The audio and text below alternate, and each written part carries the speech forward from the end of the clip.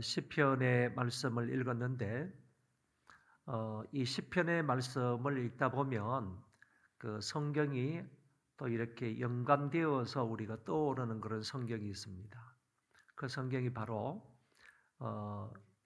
남쪽 유다 왕의 그 히스기야라는 왕이 병들어 죽게 되었을 때 하나님 앞에 간절히 기도해서 하나님의 은총을 입어서 그 생명이 15년 동안 연장되는 것, 거기에 기록되어 있는 성경 구절이 떠오르게 됩니다. 그런데 그 왕하 20장이나 이런 말씀이 떠오르는 것이 아니고 그 왕하 20장에 보면 이 히스기야 병들어서 하나님 앞에 기도하여 응답받는 그런 장면이 나타나는데 그게 아니라 이사야 38장의 말씀에 보면 선지자 이사야가 그 히스기야가 병들어서 죽게 되었을 때 옆에서 그것을 지켜보면서 이사야가 히스기야가 하나님 앞에 어떻게 기도하여 응답받는지 그 모습을 이사야 38장에 기록해 주고 있다는 겁니다. 그래서 거기를 보면 이 히스기야가 왕하 20장에서 기도하는 그런 모습보다는 더 진지하게 그리고 더 정말 애절한 마음으로 간곡하게 하나님 앞에 기도하는 그런 장면이 나오고 그것을 통하여서 히스기야가 하나님 앞에 감사와 찬송을 돌리는 그런 모습이 기록되어져 있습니다. 그래서 이 히스기야 왕은 유다 13대 왕이었는데 유다 13대 왕이었고 한 700년대에 그 활동을 했던 사람이기 때문에 다윗하고 비교를 해본다면 다윗왕하고는 한 300년 정도 차이가 있는 후대 사람이거든요. 그렇다면 오늘 시편 30편의 말씀을 읽으면서 히스기야가 병들어 죽게 되었을 때 기도하고 응답받았던 그 모습을 이렇게 비교해 보면 다윗이 300년 전에 오래전에 죽을 병에 걸려가지고 하나님 앞에 간절히 기도하여 응답받은 그런 감사와 찬송이 바로 오늘 시편 30편이거든요.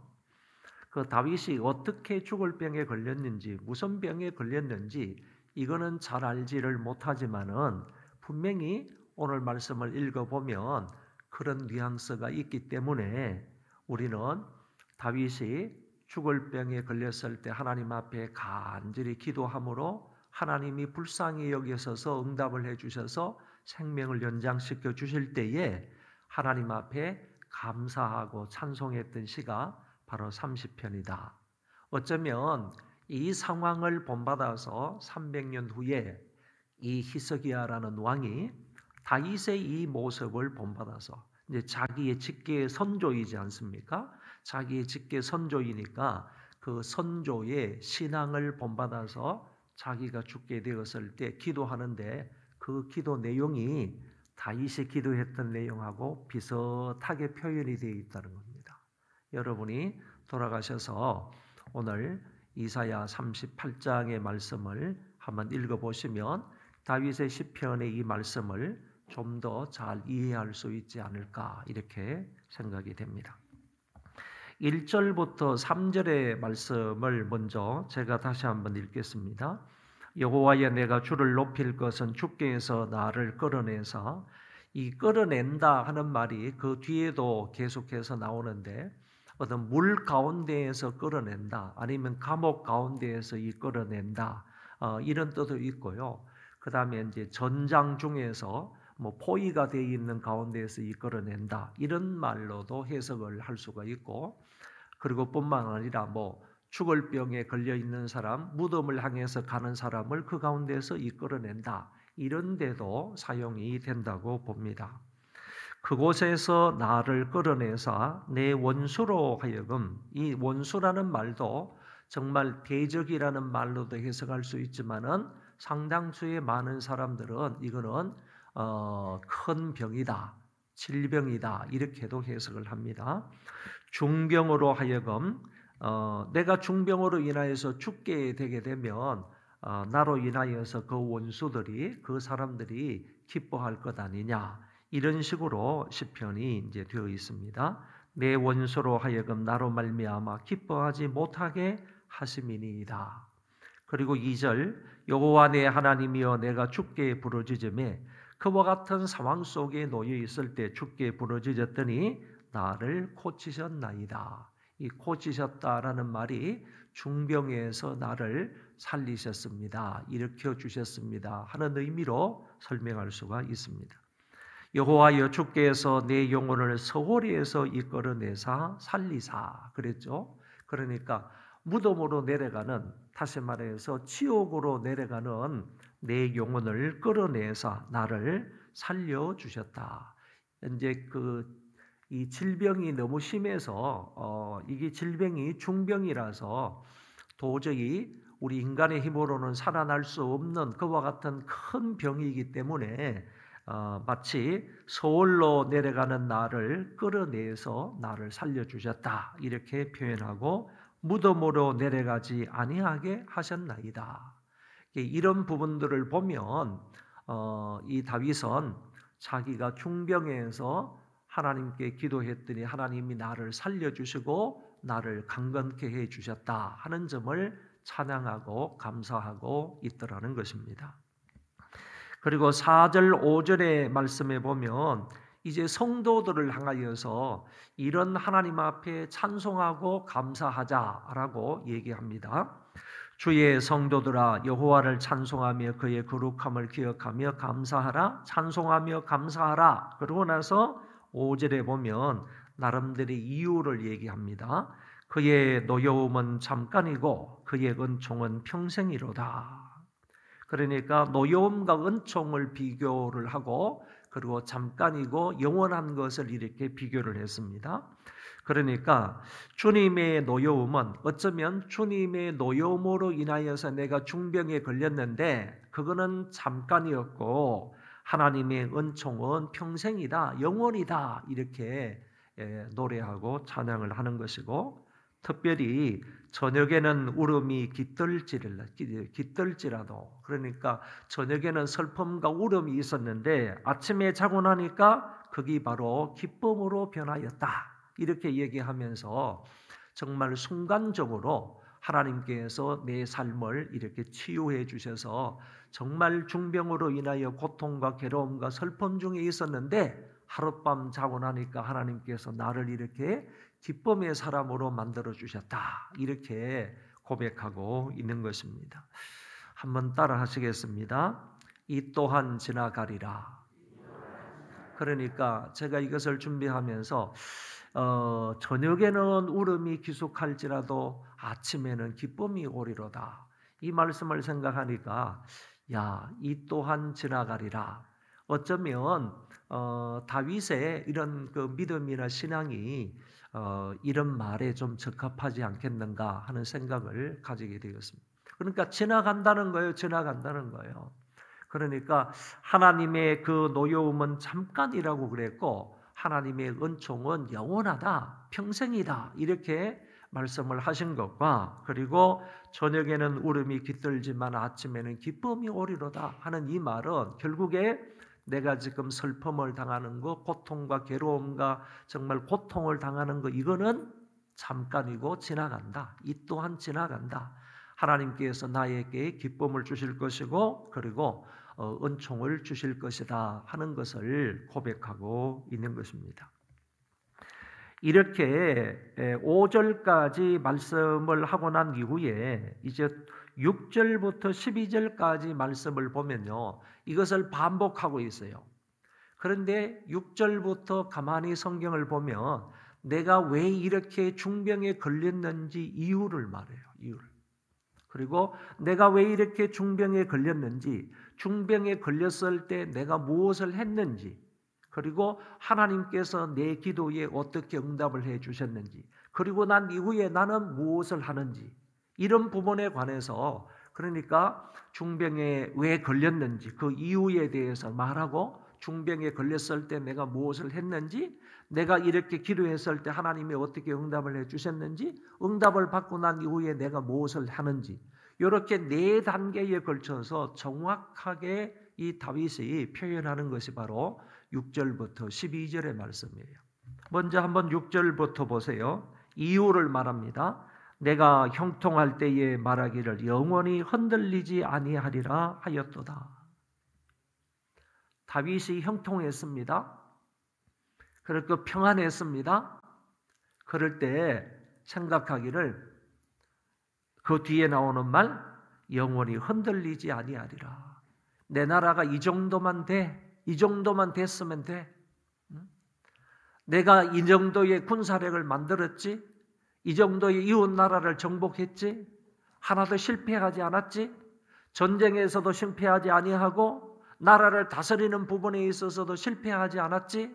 이 정도면 우리가 주변국에 비해서 우리가 대국이야. 이 정도면 군사 강국이야. 이 정도면 백성들이 평안하게 먹고 잘 살 수 있어.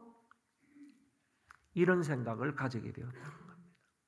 이 모든 것이 하나님의 은혜로 된 것임에도 불구하고 다윗이 형통할 때요, 평안할 때 하나님의 은혜를 잠시 잊어버리는 거예요. 마음속에 교만이 일어난 거예요. 내가 했다. 나가 아니면, 내가 아니면 이런 것을 할 수 없지? 나에 의해서 나라가 이렇게 붕황하고 든든한 나라가 되어서 이렇게 생각을 한다는 겁니다. 이만하면 우리나라가 영원히 흔들리지 않겠지? 그리고 또 보세요. 여호와여 주의 은혜로 나를 산같이 굳게 세우셨더니 그랬습니다.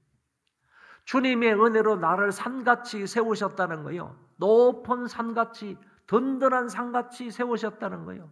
나와 내 가족들과 내 나라, 내 민족을 산같이 든든하고 높은 산으로 세우셨다는 거예요. 그런데 그 뒤에 보세요. 주의 얼굴을 가리심에 내가 근심하였나이다. 주님의 은혜로 그렇게 되었는데도 불구하고 교만하니까 하나님께서 당신의 얼굴을 나를 향해서 가리셨다는 거예요. 가리셨다. 그때부터 내가 병이 들어서 근심하게 되었다. 그런 얘기입니다. 한마디로 말하면 다윗이 왜 이와 같은 질병에 걸리게 되었느냐? 하나님의 은혜인데도 불구하고 그것을 잊어버리고 내가 했습니다. 나로 말미암아 이렇게 되었습니다. 이제 영원히 든든하지 않습니까?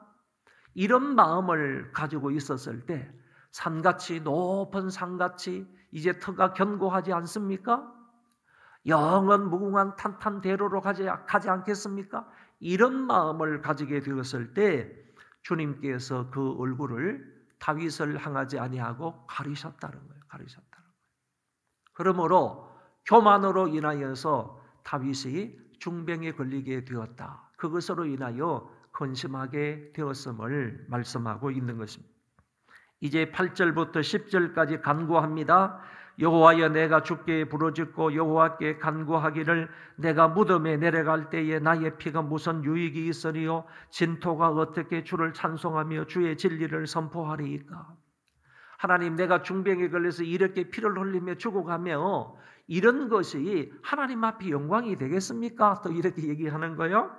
진토가 어떻게 주님을 찬송하고 주의 진리를 선포할 수 있습니까? 내가 죽게 되면 어떻게 주의 영광을 선포하고 높일 수가 있습니까? 선포할 수 있습니까? 이렇게 얘기를 하는 거예요. 내가 죽는 것이, 이런 상태로 내가 죽는 것이 하나님께 영광이 되지는 않지 않습니까? 이렇게 얘기하면서 간구하는 것입니다. 10절에 여호와여 들으시고 내게 은혜를 베푸소서 여호와여 나를 돕는 자가 되소서 하였나이다. 나에게 은혜를 베풀어 달라고, 하나님 나를 도와달라고, 나의 돕는 자가 되어 달라고 이렇게 간청했을 때 하나님이 11절에 응답을 해 주셨습니다. 주께서 나의 슬픔이 변하여 내게 춤이 되게 하시며, 슬픔이 변하여서 춤이 되게 해달라고 기도하시는 겁니다. 나의 베옷을 벗기고 기쁨으로 띠를 띄우셨나이다. 확신하는 거죠. 여러분, 슬픔이 변하여서 춤이 되게 하시고 나의 이 베옷을 벗기사 기쁨으로 띠를 띠게 해달라고, 기쁨으로 든든히 서게 해달라고, 기쁨으로 충만하게 해달라고 이렇게 하나님 앞에 기도를 드립니다.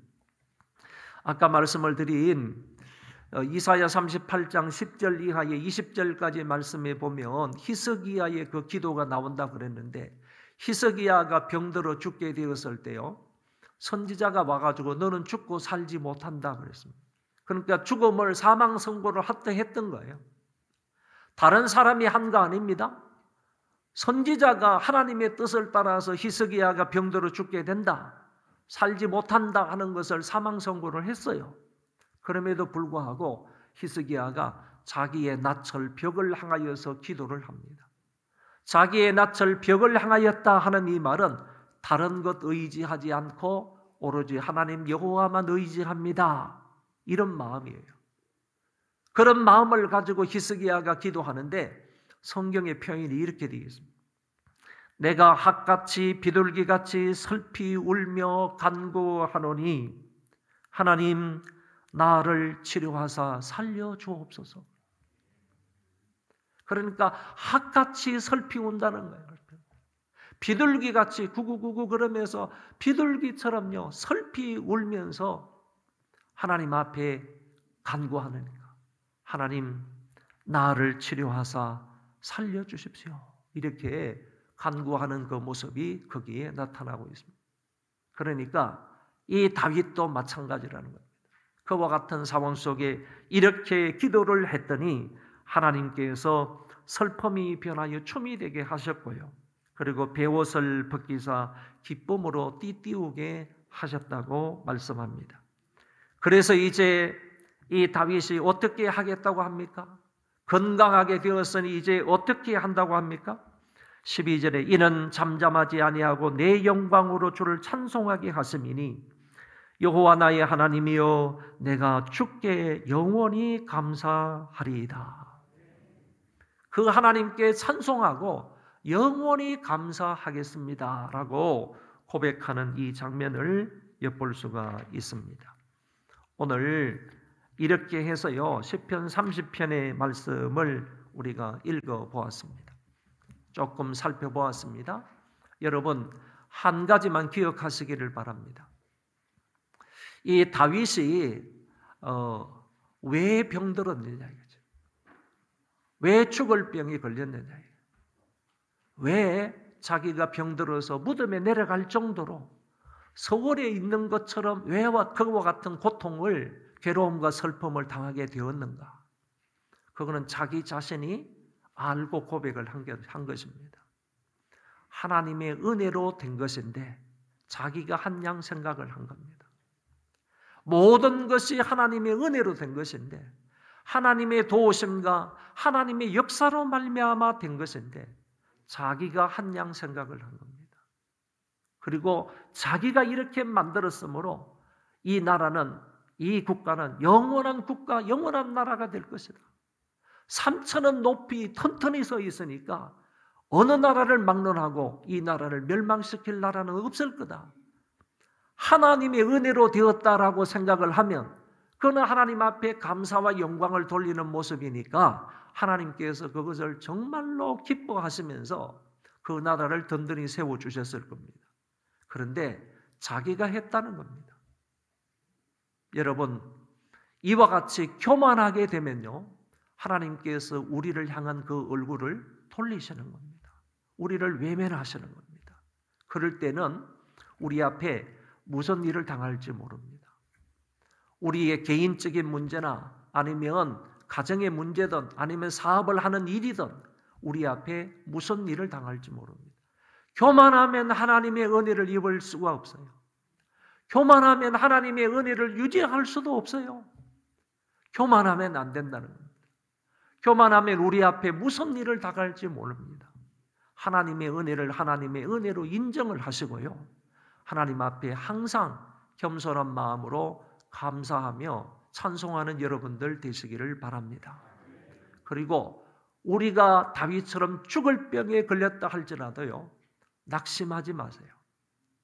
하나님의 섭리와 하나님의 계획과 하나님의 뜻만 있으면 그 서울에 내려가는 우리의 영혼이라 할지라도 다시 살아날 수 있습니다.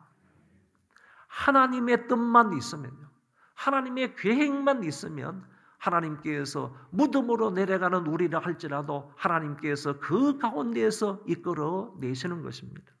그래서 슬픔이 변하여 춤이 되게 하시고요, 고통의 옷을 벗기사 기쁨의 띠를 띠게 하실 줄로 믿습니다. 이런 믿음으로 오늘 이 아침에 간구할 수 있기를 바랍니다. 기도 제목 첫 번째, 자녀들이 세상을 본받지 말고 우선순위를 정하여 하나님 나라와 의를 구하며 살게 해 주시옵소서. 두 번째, 남편과 아내의 약점을 보충하여 주셔서 좀 더 훌륭한 가장, 돕는 배필로서의 아내가 되게 하여 주셔서 행복한 가정을 이루게 해 주시옵소서. 세 번째, 바른 가치관을 가지고 살아가는 아이들이 되게 해 주시옵소서. 이 바른 가치관이라는 말이 되게 중요한 말입니다. 요새 아이들, 특별히 청년들의 얘기를 들어봐도요, 바른 가치관 속에서 나오는 그런 소망이 없어. 소망이 있어요. 다 소망이 있어요. 뭘 될 거냐, 뭐 할 거냐, 다 소망이 있어요. 나름대로 가지고 있는 희망이 다 있어요. 있는데도 불구하고 바른 가치관 속에서 나오는 소망이 없더라는 거예요. 들어보면 알잖아요. 대부분 돈의 삶의 목표가 되어 있어요. 자기 삶의 목표는 궁극적인 게 돈이야. 그리고 명예예요. 그러니까 이것 두 개는 없다 할 정도로요, 오늘날 우리 젊은이들이 바른 가치관을 갖지 못하더라는 겁니다. 여러분, 우리의 자녀들이 바른 가치관을 가져야 됩니다. 바른 가치관이 뭘까? 이거는 성경을 통해서 살펴보아야 할 문제입니다. 바른 가치관을 가지고 살아가는 우리 아이들이 되게 해달라고 기도하시기 바랍니다. 네 번째, 하나 더 드립니다. 몸이 불편한 가족들 치료하여 주셔서요, 슬픔이 변하여 춤이 되게 하시고, 고통의 옷을 벗기사 기쁨의 띠를 띠게 하시고, 한숨이 변하여 노래가 되게 해달라고 기도하시기 바랍니다. 그리하여 영원히 하나님 앞에 다윗처럼 감사하는 그런 자들이 되시기를 바랍니다.